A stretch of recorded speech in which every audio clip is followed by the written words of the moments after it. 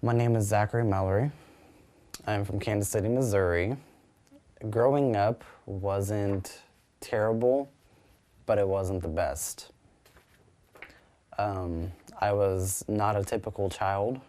I always hung out with girls on the playground. I always never really paid attention to what guys had said.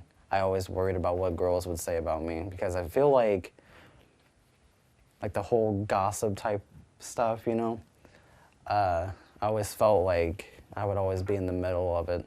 And I ended up being in the middle of it anyway. That's where a lot of my problems came from. But growing up, it was like a totally different experience than getting into high school. I knew I was gay at a very young age, as some would have in kindergarten and elementary school and in middle school, like most guys would have a girlfriend. Well, I was a little bit different and I had a boyfriend at that time. And I knew from the very moment that I looked at this person, I knew exactly what happened. I knew exactly what I was feeling.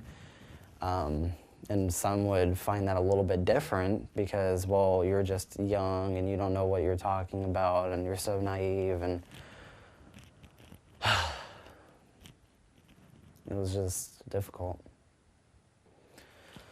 The lowest moment and the worst moment of my life would be getting severely into drugs and almost ending my life, because I've always been the type of person that always held in emotions and held in everything that happened, and I never told anybody, even school counselors. I just kept everything to myself, let it all bottle up inside of me, and the only way that I could think about was taking my own life. What would the world be like without me here? Would it be more easier for me knowing that I'm not gonna have to deal with this anymore?